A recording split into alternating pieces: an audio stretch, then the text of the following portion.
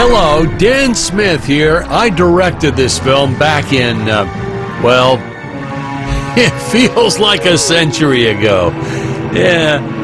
The studio asked me to provide a commentary track for the DVD release. And wham! Straight into the action. No fluff or anything. That's what we did back then. Crash-landed ship. Up pops our hero, the fearless Dick Starspeed.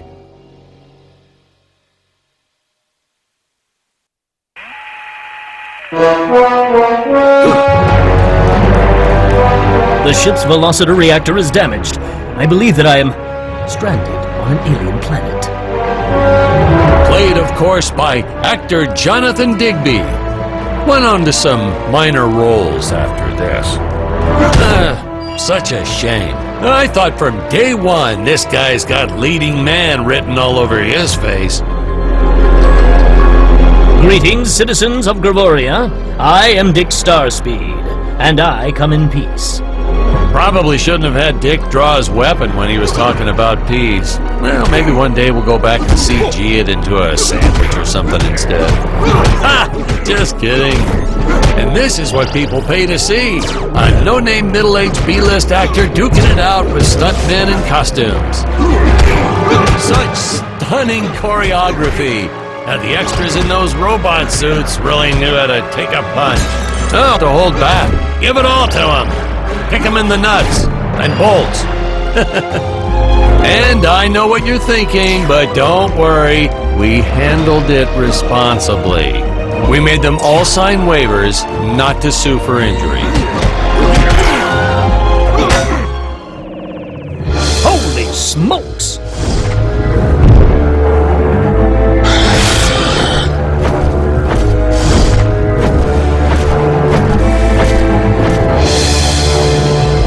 If I land squarely on that grain silo, I should survive this fall unscathed. Well, I shouldn't say this now, but you could actually see the strings if you squinted hard enough.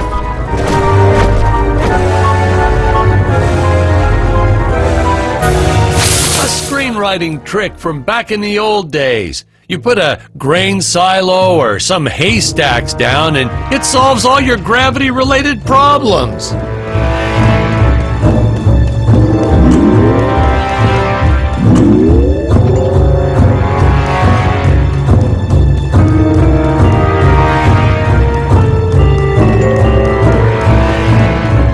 It appears some of my equipment was lost when my ship was shot down. But what luck! This high-tech scanner reports that my ray gun is nearby.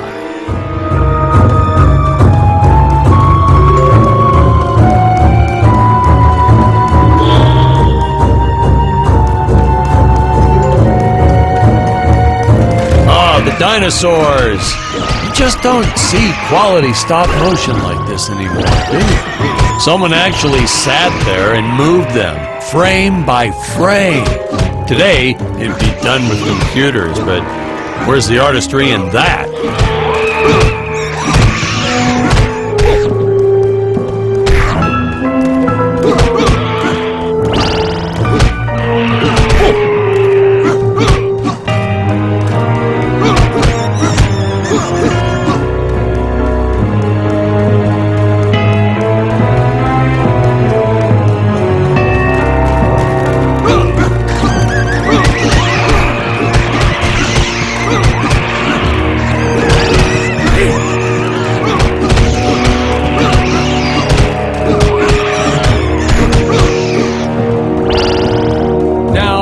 If the trees here look a little plastic, well, it's because they are. I took them from the set of my last film, Vampire Island 2. We got our fair share of nasty letters from scientists complaining about our portrayal of the dinosaurs.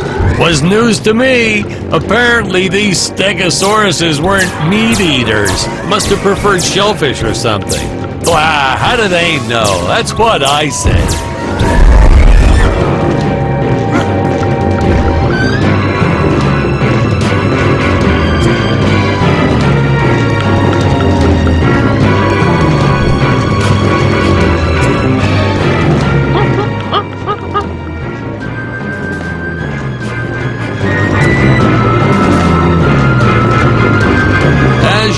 battle, the local population is defenseless. That's where our hero steps in and saves the day.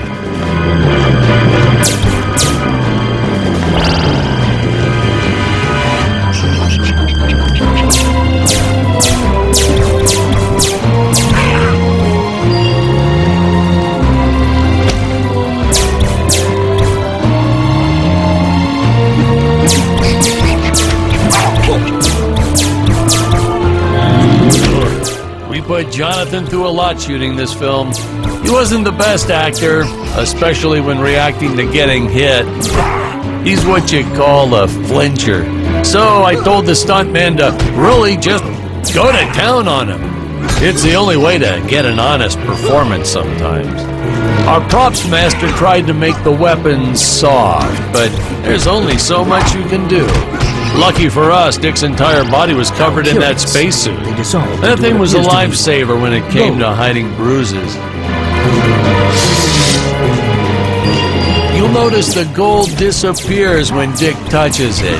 We had a deleted scene that explained he's actually teleporting it back to his ship. It's funny, no one ever questioned how Dick was able to walk around with an infinite amount of gold on him. We had to redo these shots. Our first attempt was kind of a disaster.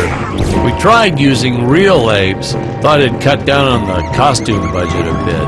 But have you ever tried working with apes? They are the worst actors ever. They don't sit still for a moment, and the second you take your eyes off of them, they're flinging their feces all over the place. Jonathan refused to work with them after he got, well, let's just say that he had to take more than a couple of showers one day. You know, you never forget the smell of monkey poo.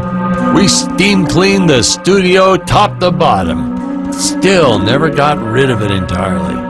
All through the rest of the shot, we kept finding those little surprises hiding inside various props. Boy, were those the days.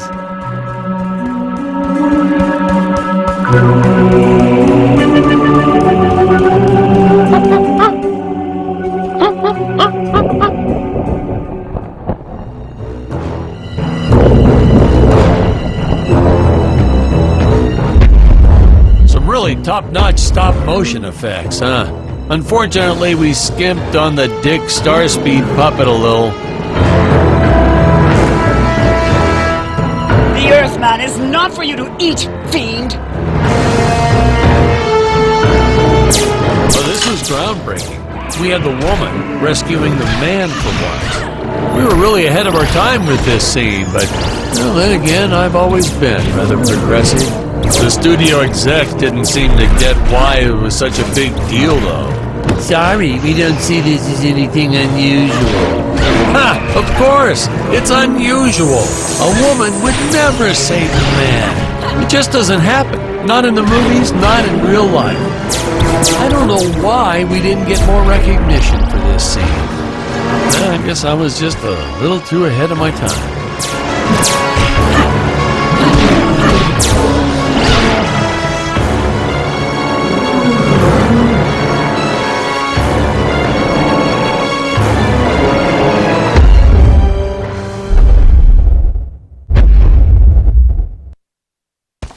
Thank you for saving me, strange woman.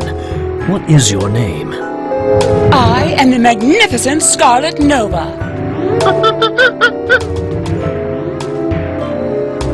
Do not question my motives. Just be happy that you are still alive. I must speak with my father at once. I shall teleport to his chambers.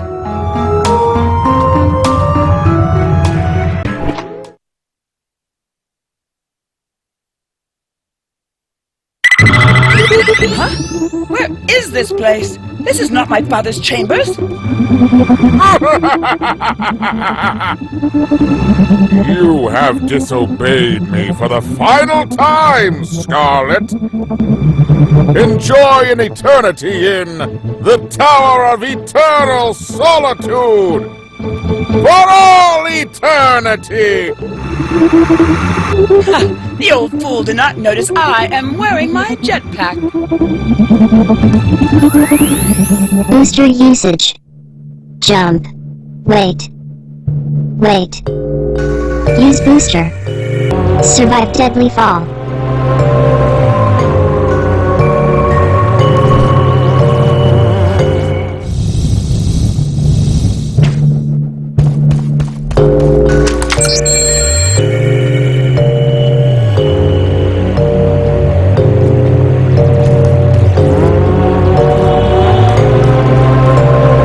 Scarlet didn't quite realize she needed to shoot those energy orbs down below. Keep in mind, Stacy was doing this on a soundstage, okay?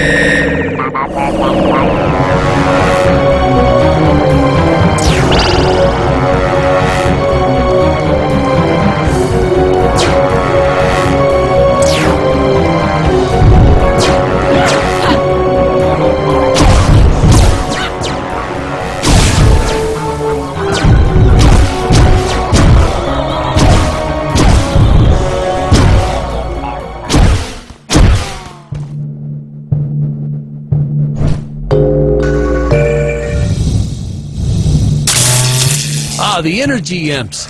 Such a neat effect. We had to paint each movement frame by frame and superimpose it into live footage. We were pulling all-nighters for weeks. Well, when I said we, I meant the artists. I'm pretty much useless if I don't get a solid 10 hours a night. But they were at it forever. They had to redo it all because I accidentally told them red instead of blue the first time. Artists. Curses! My father revoked my access to the teleport terminals. I shall only be able to utilize the ones I activate manually.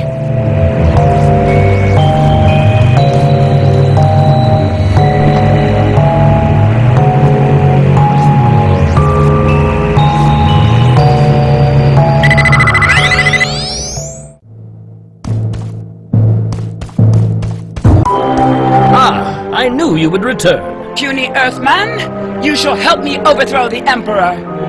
Why would you turn against your own father? How do I know I can trust you? Oh, this scene.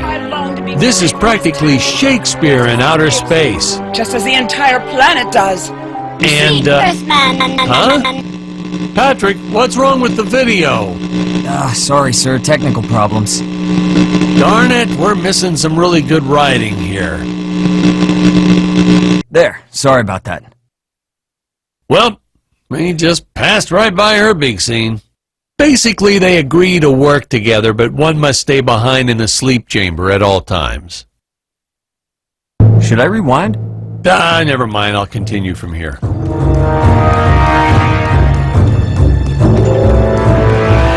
Right from the start, our budget was a little tight, even by standards back then.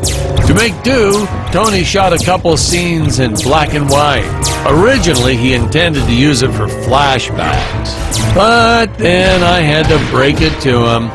Our film doesn't have flashbacks. We almost made it a silent film just to cut costs.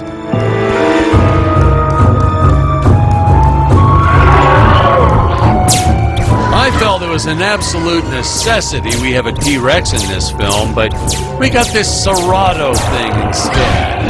Of course, I went through the whole production thinking it was a T-Rex because, really, who can tell the difference anyway?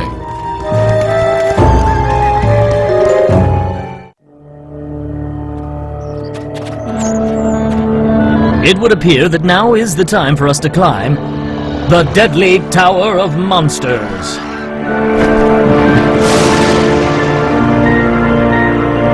Good screenwriting 101. Always announce the title within the film itself. How else are you going to let the audience know your heroes really mean business? Now, that weapon, it's just an electric shaver, but you know, I bet you'd never guess it was, would you? They look so futuristic.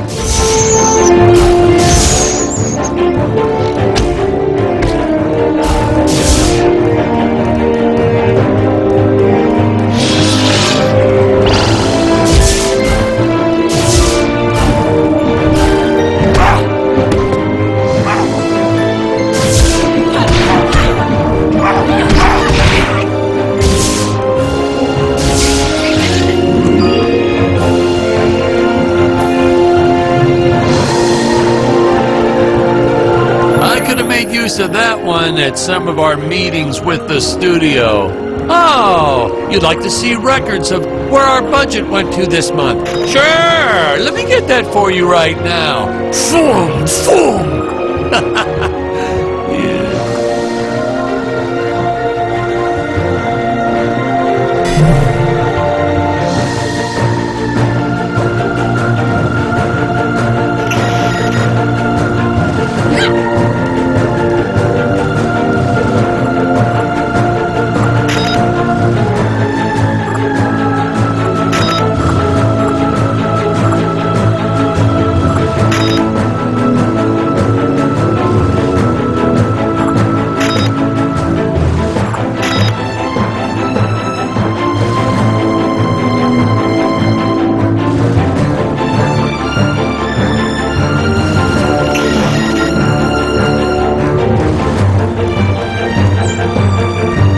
Unfortunately, those meetings ended in a much different way.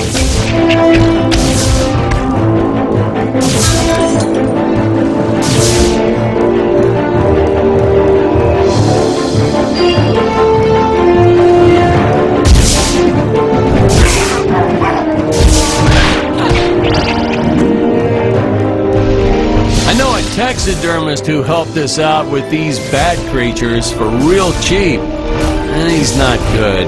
He's kind of sloppy if you want to know the truth. But that's the best part. A sloppy bat looks scarier. Oh, but you gotta sew up that sphincter. Just trust me on that one.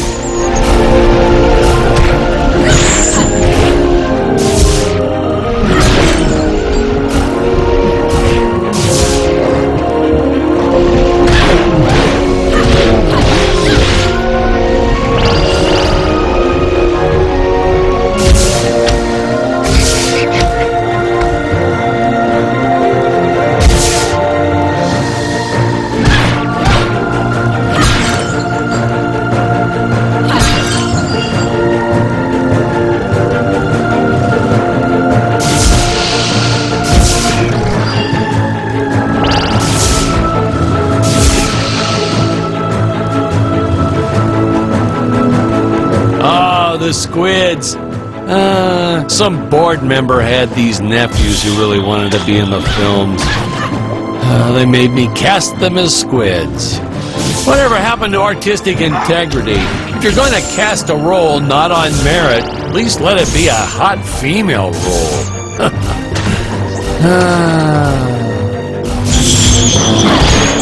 My effects team kept assuring me the strings wouldn't be visible in the final cut, but I could see them. No transparent nylon. This stuff will do the trick. Yeah, right. I swear those darn strings is what made my hair go white.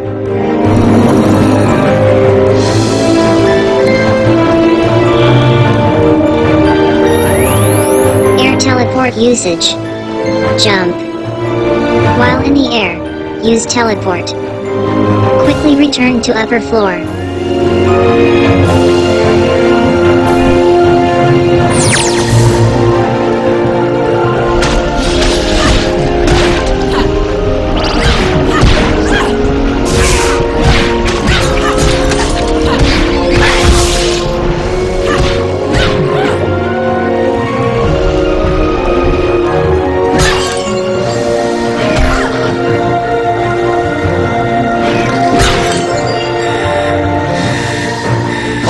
Don't want to miss a single minute of this scene. The nuclear ants. Hey, we need to remind the audience our heroes are climbing a tower. So I needed something that would stick to walls. Originally, we had these web-footed what-have-yous. Not very scary.